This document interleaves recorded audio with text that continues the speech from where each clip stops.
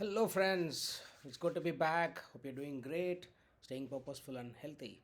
Awesome, great. Often, some of the topics I usually choose are result of casual conversations with someone.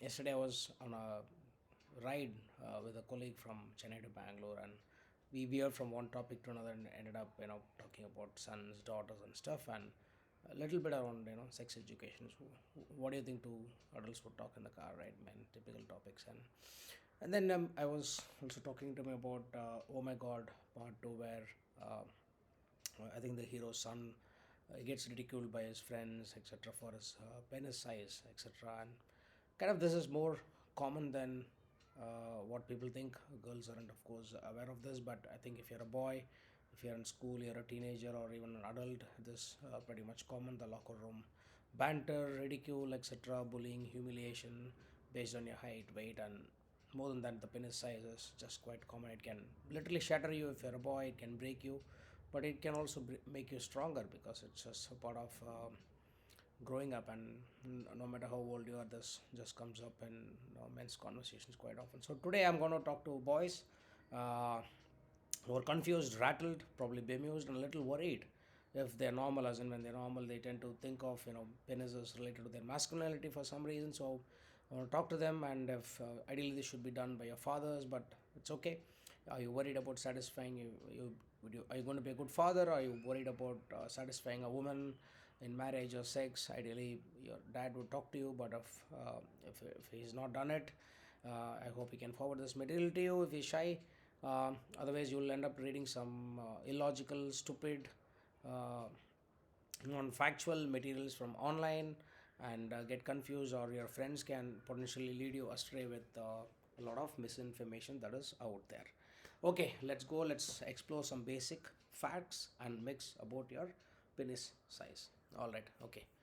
So I'll just give you some averages. I think this will help you allay your fears if it's if it's normal, abnormal, etc. There's nothing like abnormal, by the way. We'll come to that. So what are the length and girth statistics? When I say girth, it's the circumference, right? This part. Let's say imagine this is your penis, and then let's say this becomes your length, and this becomes your circumference. So the world average is about 5.1 inches. That's it, right? And the circumference is about 4.5 inches. Indian average tends to be a little lower due to genetics and various factors, but it's not.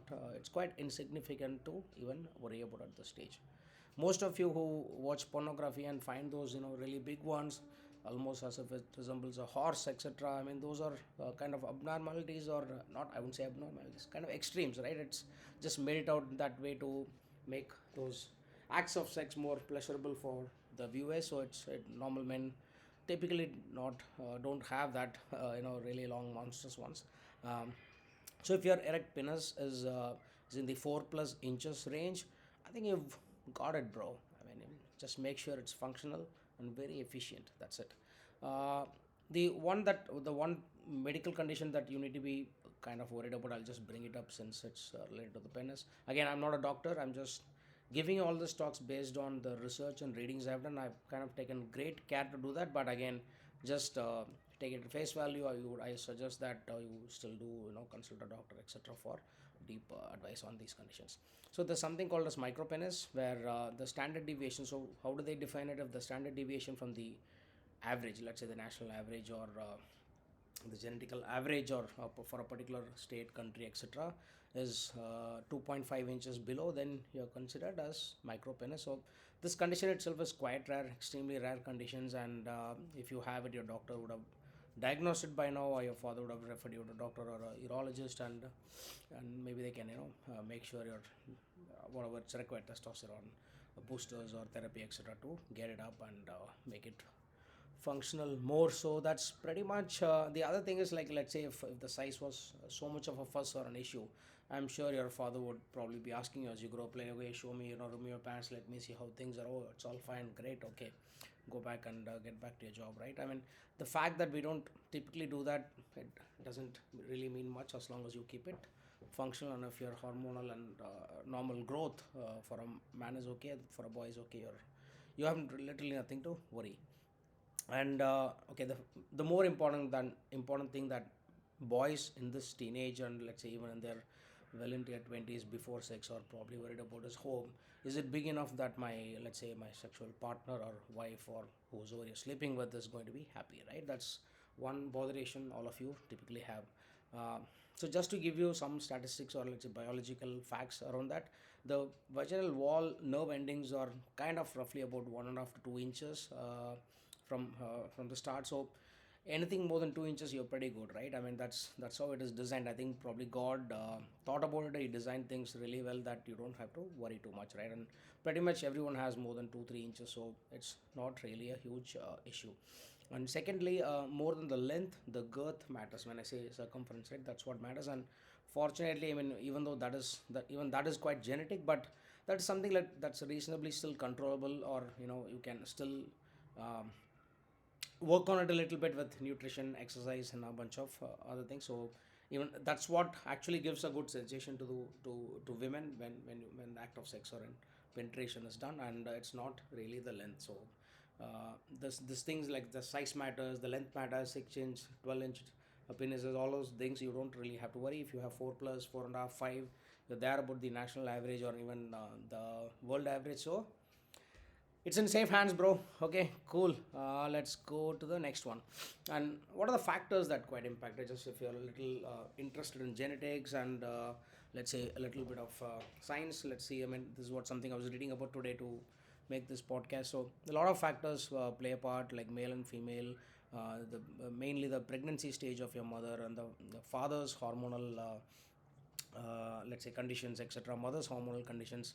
A lot of these things play a part. Your father's testosterone level and your own testosterone level during the time of puberty. A lot of factors around how your mother's nutrition, endocrinal and hormonal functions were when she was pregnant with you in the first few weeks and months when the genitalia is developing. All of these things seems to play a huge part in how let's say your testes and the sexual characteristics are developed in terms of the size. And bunch of these things are obviously not under your control. What can you anyway do about it, right? I mean, I hope your mother took good care of herself and your father was reasonably healthy enough to make sure that you are endowed reasonably well, whatever that size is going to be. Great. And some of the factors that seem to impact, again, when I said these are issues which kind of seems to have an impact on, let's say, the penis size, seems to be like alcohol, smoking, exposure to endocrine disruptors, blockers, what is it, and chemicals like BPA, which is found in plastics, and phthalates, again, which is found in cosmetics and some plastics.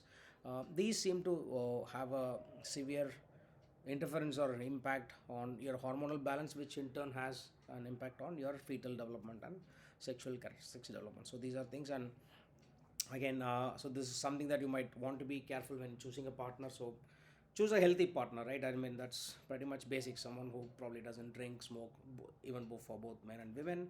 And if you want to become father, mother, and want to give a birth to healthy offsprings who go into, again, healthy human beings, which is just exactly why we humans are designed, right? We want to pass on our offsprings to have healthy children. And when you're doing that, these things you might want to keep this in mind if you want to, right? Okay, great. Now that we covered some myths around length, circumference, etc., and the genetic factors and what can be done, if you have a worry, let's say yours is pretty much, let's say, 4.5 inch or 4 inch, whatever, and you're worried that oh, this is not enough. I need it big, right? What do you do then? Do Unfortunately, there's no solution. Please don't fall for any of this quackery that's online. That's online. Those are absolute poppycocks. There's no known I don't know, medically sound ways to improve your size. Please don't fall prey for such tricks. None of these things work. Like I don't know, stretching devices or supplements, creams, and a bunch of other offerings, or some testosterone boosters. I'm not sure if those things are gonna really work, but I think if you see those ads, please don't click on them. Run away. All of these things are not bound to work. There's no medical evidence that these are functional or makes your penis larger. And as I said, it doesn't really matter as long as it's functional and effective, right? That's what matters. Okay, and a few more things, right? And these are kind of, I just wanted to have some fun towards the end of it.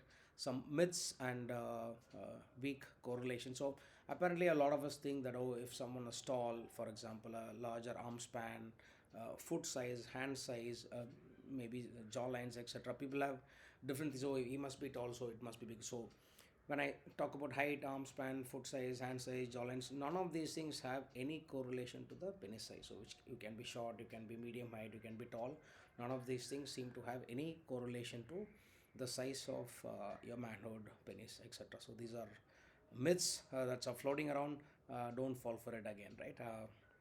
There were only a couple of things that I had read a few months back. So there's something called as something that was associated, but it's again it's a weak correlation. I'll just cover that. So one was the second and the fourth finger. I mean your second finger, the pointer, and your the ring one. So if the ratio between them, and if this one was larger than this one, like minus for example, this was correlated, again a weak correlation to a larger penis size. And the other one, which is quite funny, is if you have a larger nose, I mean, bigger nose like mine, you tend to have a bigger penis. That's what the research is. This was done in Japan in some research, and you can read a little more about it. But these were done with, let's say, smaller subjects, and the correlation was quite weak, and these are not quite reliable again. So, again, just for fun, don't quote me on this, but I just thought I'll wrap it up with some good fun towards then. Okay, hope this information was quite useful. My intent was to educate the young boys and men to not worry. I know this can create a lot of anxiety, particularly if you're a man or a boy. Don't worry, you're safe. Whatever size you have, that's what you're endowed with. Make the best use of it. You don't have to. Don't fall for the cheap tricks online and waste your time.